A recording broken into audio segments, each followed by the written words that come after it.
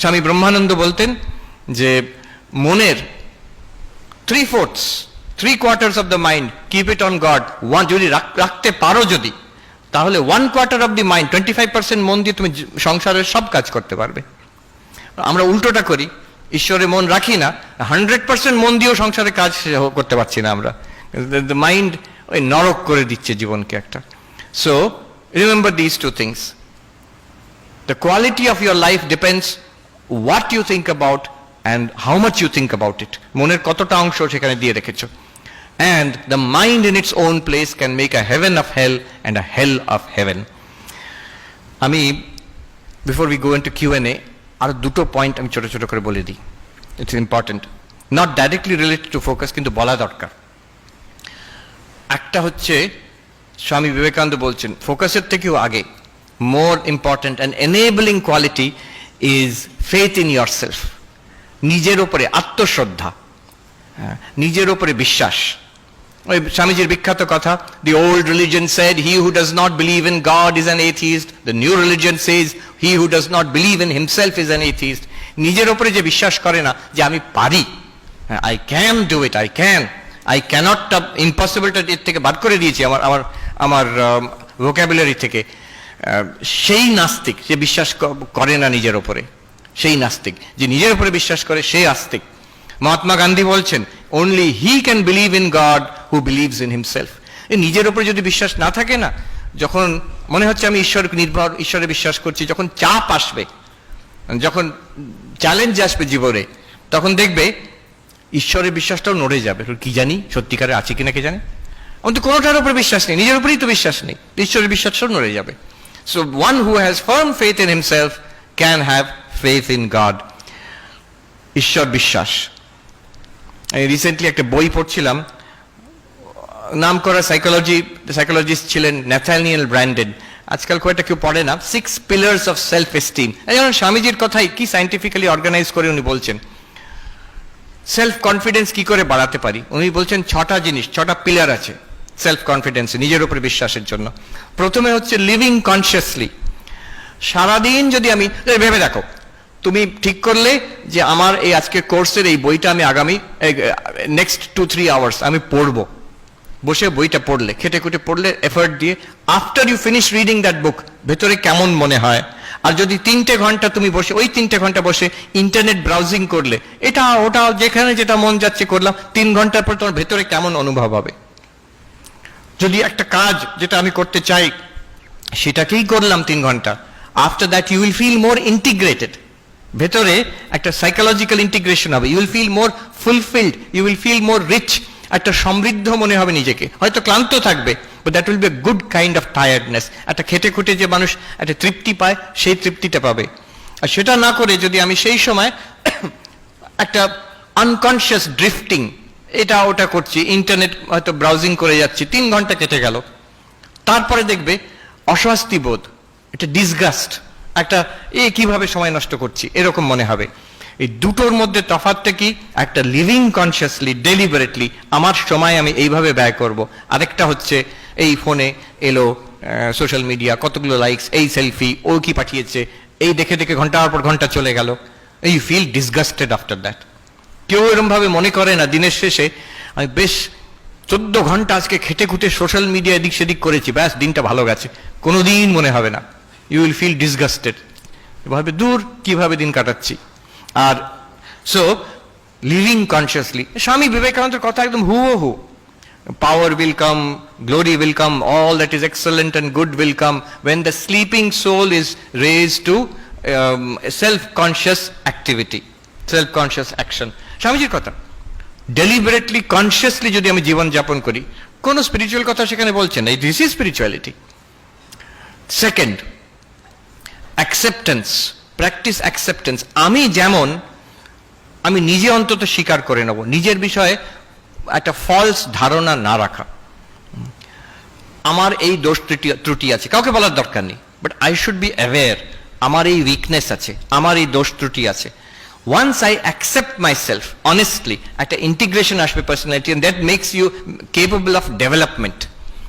উত্তরাখণ্ডে একজন বড় সাধু খুব ভালো কথা বলেছিলেন, আপনা সচ্চাই স্বীকার করনা बड़ी भारी बात होती है নিজের বিষয়ে যে ট্রুথ বড় বড় কথা তো অনেক শুনলাম আমার কিন্তু অবস্থা এই রকম আমি অন্য কাউকে বলছি না নিজের অবস্থা আমি নিজেকে বুঝলাম then I can improve this is a very important একটা স্টেপ এইখানে ওই ব্র্যান্ডন সাহেব বলছেন প্র্যাকটিস সেলফ অ্যাকসেপ্টেন্স যে আমি এরকম আচ্ছা এবার দেখবো তাকে I can make it better আমার স্ট্রেংথগুলো one should not self sabotage one should acknowledge one's own strengths living responsibly practice living responsibly মানে দায়িত্বটা নিজের ওপরে নাও আমরা চট করে বিশেষ করে ওই দেশে আমেরিকাতে এখন এটা খুব চল হয়েছে অন্য সবাইকে ব্লেম তোমার এরকম অবস্থা কেন তুমি গাঁজা খেয়ে পড়ে আছো কেন বেশিরভাগ সময় গাঁজা খেয়ে পড়ে থাকে তো সবাই নয় অনেকে যদি সন্ধ্যেবেলা আমি যেখানে থাকি যদি রাস্তা আমি বেরোই না আশ্রম থেকে সন্ধ্যেবেলা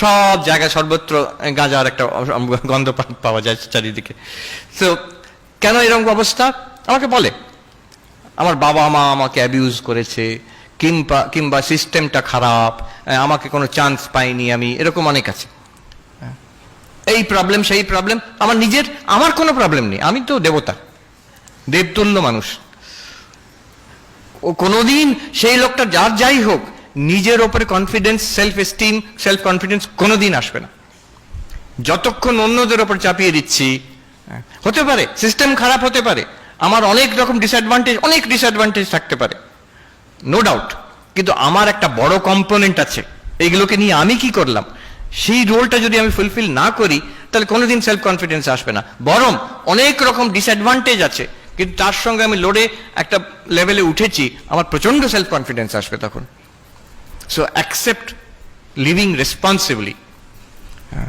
তারপরে উনি বলছেন যে অ্যাসার্টিভ প্র্যাকটিস অ্যাসার্টিভনেস এটা আমাদের ইন্ডিয়ান ছেলে মেয়েদের একটু দরকার আমরা অনেকে ভালো ভালো ছাত্র আমি আমেরিকায় দেখেছি ভালো ছাত্র ভালো মানুষ ছেলেমেয়েরা ভালো ডিগ্রি নিয়ে এসেছে রিয়েলি কম্পিটেন্ট কিন্তু নিজের বিষয়ে একটু লাজুক ওখানে একটু পুশি হতে হয় শুধু ওখানে নয় এখন এখানেও so what you want to say please say what you want to say কথা ঘুরিও না তুমি যা চাইছো সেটা চাইতে পারো remember always the other person has the right to reject what you are saying other person has the right to say no to what you are saying that's there kintu be assertive don't be aggressive don't be manipulative but be assertive aggressive ekdike manipulative ekdike aggressive jara hoy onek shomoy shoktiman jara ekটু বুলি টাইপের হয় তারা aggressive হয় জোর jar করে চিৎকার চেঁচামেচি গায়ের জোরে করতে চেষ্টা করে আবার উল্টো হয় একটু চালাক টাইপের shrewd তারা ম্যানিপুলেট পলিটিক্স খেলে করতে চায় ডোন্ট বি ইদার দুটোই খারাপ আর দুটোই আলটিমেটলি ও সাকসিড করে না মাঝখানে যে অ্যাসার্টিভ নিজের কথাটা বলতে ক্লাসের মধ্যে বলতে ভয় পায় না কাজের মধ্যে বলতে ভয় পায় না ফ্যামিলিতে বলতে ভয় পায় না বাট অ্যাসার্টিভলি নট অ্যাগ্রেসিভলি সত্য কথা উইথ রেসপেক্ট নিশ্চয়ই বলবে কেন বলবে না যা চাইবার কথা চাইবে কেন চাইবে না but remember you may not get but you have the right to ask এখানে নিজেকে যখন অ্যাসার্ট করবে একটা কনফিডেন্স আসবে নিজের জীবনে আচ্ছা লিভ পারপাসফুলি স্বামীজিও বলেছেন অনেকবার এই ব্র্যান্ডন সাবু বলছেন কনফিডেন্সের জন্য একটা দরকার এম ইন লাইফ আমি যদি সবাই যেটা করছে আমি ভেসে যাচ্ছি তুমি এই যে করছো এটা তুমি কি চাও আমি ওরকম ভাবিনি বাবা মা ভর্তি করে দিয়েছে তাই জন্য আছি আমি তাহলে কিন্তু কোনোদিন নিজের উপরে কনফিডেন্স আসবে না বলবে হ্যাঁ আমি চাই এই ডিগ্রিটা আমি চাই এই বিদ্যাটা আমি চাই এই সার্টিফিকেটটা আমি চাই তাই জন্য আমি করছি you'll have confidence in yourself একটা এস্টিম আসবে that I am doing what I want to do living purposefully আমি একটা পারপাস নিয়ে বেঁচে আছি এখানে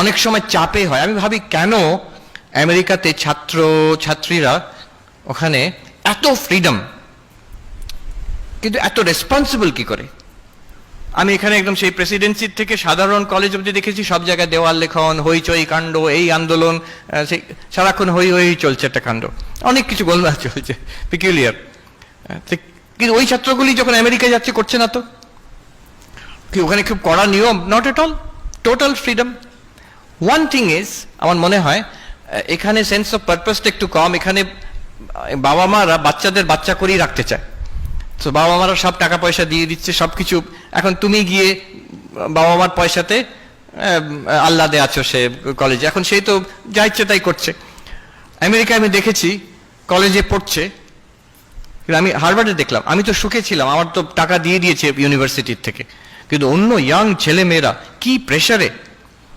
তাদের খাওয়ার জন্য থাকার জন্য 2-3টে করে চাকরি করছে, টিউশন ফিস দেওয়ার জন্য 2-3টে করে পার্ট টাইম জব করছে, কেউ ওয়েটার স্টারবাক্সে কাজ করছে, কেউ লাইব্রেরিতে কাজ করছে, তাদের একটুও সময় নেই।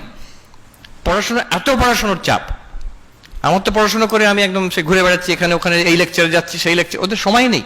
আর টেনশনও কম নয়, লোন নেওয়া আছে সেটাকে ফেরত দিতে হবে, এরপরে পিএইচডিতে চান্স পাবে কিনা, তারপরে কোথাও চাকরির চান্স আছে কিনা, এইভাবে। তো এই রেসপন্সিবিলিটি খুব কম বয়সে ওদের উপর রেসপন্সিবিলিটি আসে। So we also should have, আমাদের সোসাইটি যেদিকে যাচ্ছে কিন্তু ওই দিকেই যাচ্ছে, so you will also have to live responsibly.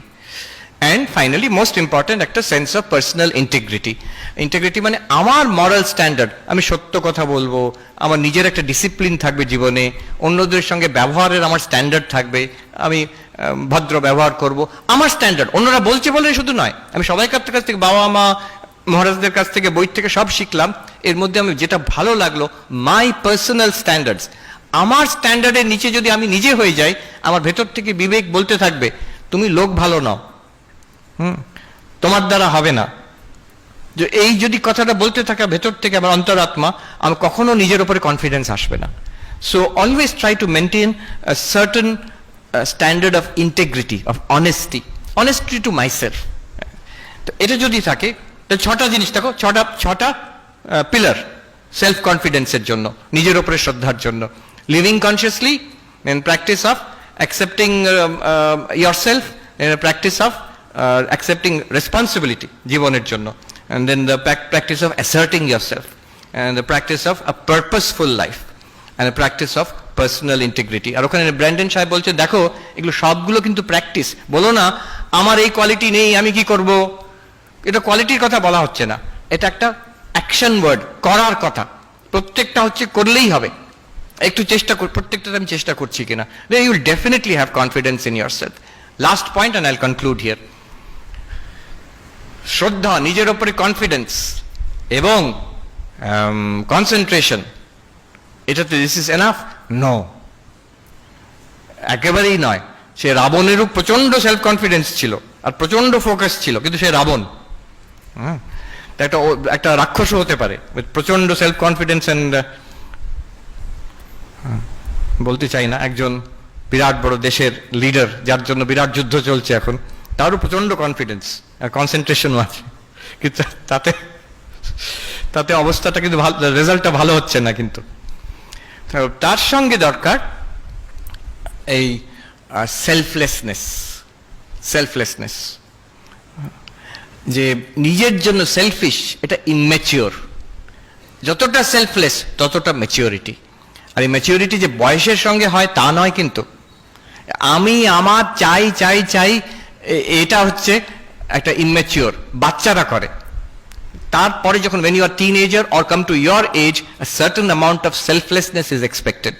যত সেলফলেস হবে, যত আনসেলফিশ হবে, you are not the loser, never, you are always the gainer. কিছু না হলে অন্তরে তৃপ্তি থাকবে, বাইরেও সাকসেসফুল হবে। যারা যে কোনো অর্গানাইজেশনে দেখবে most valued member, most respected member, যার প্রচন্ড কনসেন্ট্রেশন আছে, কনফিডেন্স আছে, নো, তাকে দেখলে লোকে বলবে কি স্মার্ট লোকটা দেখেছো, কি ব্রিলিয়েন্ট লোকটা দেখেছো, কিন্তু মানুষ হিসেবে অত্যন্ত বাজে লোক একটা। কিন্তু যে সবচেয়ে সেলফলেস, যে সবচেয়ে অন্যদের জন্য সময় দেয়, অন্যদের জন্য অলওয়েজ দেয়ার ফর আদার্স, এই selflessness, unselfishness is a test of truth. একটা জিনিস যত আনসেলফিশ, যত selfless, that is closer to the truth. Swami Vivekananda এই কয়েকটা টেস্ট দিয়েছেন truth. That which makes you strong, that is the truth. That which makes you weak, reject as poison. That which unites, that is truth. That which divides, that is falsehood. That which is unselfish is truth. That which is selfish is falsehood. So a selflessness, এই তিনটে জিনিস আজকে I am sharing with you, and it is like a philosophy of life. First, আমার বলা উচিত ছিল self confidence. Second, your power will come from focus. যতটা focus করতে পারবে ততটা। আমি মাঝে মাঝে বলি, আমেরিকাতে তো এখন টাকা যাদের আছে তাদের কথা বললে লোকে শুনবে, আচ্ছা আচ্ছা। তো বলছে ওখানে ওয়ারেন বাফেটের কথা বলো, ওয়ারেন বাফেট খুব বড় ইনভেস্টর, মানে one of the richest people, আর $multi-billion বিজনেস এসব আছে। তো সবাই জিজ্ঞেস করে আপনার সাকসেস স্টোরি অফ সাকসেস কি, সিক্রেট অফ সাকসেস, কি করে এত ধনী হলেন? উনি সবসময় বলেন, I can tell you, you can also do it, but I know you will not do it. কি সেটা? বলছে দিনে আমি 500 পাতা, অন্তত 500 পাতা পড়াশোনা করি, 500 pages a day. 500 pages a day কম কথা নয়। আমি হার্ভার্ডে যখন অ্যাসাইনমেন্ট করতাম তখন হয়তো দিনে 200-300 পাতা পড়তে হতো, তার বেশি নয় ম্যাক্সিমাম। তো একটা মানুষ এখন 80+ ইয়ার্স বলছে আমি প্রতিদিন 500 পেজেস পড়ি, নিজের বিজনেস সম্পর্কে আর অন্য জিনিসও। এটা সবাই পারে, তোমরা করবে না আমি জানি, বলছি তোমাদের সিক্রেটটা। তো this is the thing, the focus, the power of intense focus. আমেরিকাতে হিরো হচ্ছে এইসব বিলিয়নিয়াররা। এখন ইলন মাস্কের নাম শুনেছো? ইলন মাস্ক শুনেছো? তো ওখানে ওইসব এরা সব হিরো। তো ইলন মাস্ক যখন ছোটবেলায় স্কুলে পড়তো তখনকার দিন ওই বই এনসাইক্লোপিডিয়া ব্রিটানিকা 2বার পড়েছে, পুরো এনসাইক্লোপিডিয়াটা। স্কুল স্টুডেন্ট বলে অন্তত তাই। স্বামী বিবেকানন্দ পড়েছিলেন, আমরা গল্পতে পাই। এই শরৎচন্দ্র বেলুর মঠে গিয়ে জিজ্ঞেস করছেন স্বামী বিবেকানন্দকে, এই এতগুলো মোটা মোটা বই একটা মানুষ জীবনে পড়তে পারে? তখন 10টা ভলিউম ছিল। তো স্বামী বিবেকানন্দ বলছেন তুমি কি বলছো, এর 9টা ভলিউম আমি পড়ে নিয়েছি, I am on the 10th, you ask me anything from the 9 volumes. তো শরৎচন্দ্র আবার বার করে করে জিজ্ঞেস করছেন র্যান্ডম, এখান থেকে ওখান থেকে, আর স্বামীজি প্রত্যেকটা আনসার দিলেন ঠিক ঠিক, কোনো কোনো জায়গায় কমা ফুল স্টপ অব্দি বলে দিলেন। তো শরৎচন্দ্র অবাক, কি করে সম্ভব? বলছেন by concentration and purity of mind it is possible. সবাই করতে পারে, অতটা না পারলেও অনেকটা পারি আমরা, যা পাচ্ছি তার থেকে অনেক বেটার হতে পারে। তো ইলন মাস্ক তো ও তো বলছে পড়েছে 2বার এনসাইক্লোপিডিয়া ব্রিটানিকা। তোমরা পড়তে আরম্ভ করো না, এনসাইক্লোপিডিয়া ব্রিটানিকা পড়তে হবে তা বলছি না, but the idea of focus. And third, very important, selflessness, little bigger than me. আর সেটা পরে হবে, এখন নয়, এখন তো আমি ছোট, আমি ছাত্র না, এখনই হবে, এখনই হবে। আমি একটা মজার ঘটনা বলে শেষ করি। আমি বিএড কলেজে ছিলাম, তো আমরা ইন্টারভিউ করতাম, যারা বিএড পড়তে আসবে তাদের ইন্টারভিউ করতাম। তো মজার মজার ঘটনা হতো মাঝে মাঝে। হ্যাঁ, আমার মনে আছে বাংলার ইন্টারভিউ হচ্ছে, একজন ক্যান্ডিডেট এসে বসেছেন, তাকে প্রশ্ন করা হচ্ছে, আচ্ছা বলো তো সর গোস্বামীর নাম বলো। তো সেই ছেলেটি, মাস্টারমশাই, বাংলার মাস্টারমশাই, সে বলছেন রূপ। আমাদের দিকে তাকাচ্ছে ঠিক হচ্ছে কিনা। সনাতন, আর মনে পড়ছে না। তারপরে বলল জয় গোস্বামী, যিনি বাংলার মাস্টারমশাই, উনি উফ। তো সেইখানে একজন ক্যান্ডিডেট এলেন, বিরাট লম্বা দাড়ি, এরকম ঝাঁকড়া ঝাঁকড়া চুল, আমরা দেখে তো অবাক হয়ে গেছি। কি ব্যাপার? বলছে আমি কালীর সাধক। তাই? তা আপনি কি করেন মাস্টারমশাই? বলছে আমি রাত্রিরে কালী কীর্তন করি। আমাদের ওয়ার্ডেন মহারাজ যিনি ছিলেন উনি বললেন যে বাবা তুমি এখানে যদি এরকম করো তো অন্য ছাত্ররা তোমার পেছনে লাগবে, তুমি থাকতে পারবে তো হোস্টেলে? ও খুব মিষ্টি ভাষী, উনি বলছেন, ওই বলছে যে আমার কোনো অসুবিধে নেই মহারাজ, ওরা থাকতে পারবে কিনা সেটা সন্দেহ আছে। এত কনফিডেন্স নিজের উপরে। কিন্তু পরবর্তীকালে দেখা গেল ওনার এত সুন্দর ব্যবহার, এমন লিডারশিপ, সব ওই ব্যাচের, এখনো অব্দি আমি মনে রেখেছি, হ্যাঁ, সব ছাত্ররা আজ অব্দি ভুলতে পারেনি তাকে। সে সবাইকার জন্য always ready to help everybody, সবাইকার সঙ্গে মিষ্টভাষী। Within few days he became the leader of the entire batch. যত আমাদের কাজ, জগদ্ধাত্রী পুজোর খাওয়া টাওয়া সব কিছু উনি দায়িত্ব নিয়ে করেন, আর একবারও রাগ করা নয়, বিরক্তি নয়। আর অদ্ভুত দেখলাম সবাই ওর কথা শোনে, সবাই। কালীর সাধনা কিছু ব্যাপার আছে বলে মনে হচ্ছে, কিন্তু ওই আনসেলফিশ, সব সময় সবাইকে সাহায্য করার জন্য। কারোর শরীর খারাপ আছে, কারোর কিছু দরকার, ও ছুটে গিয়ে আগে আগে করবে লিডারশিপ। এখন স্কুলের হেডমাস্টার আছেন বলে আমি শুনেছি। এই বলে আমি শেষ করছি। Thank you very much for inviting me here. Thank you.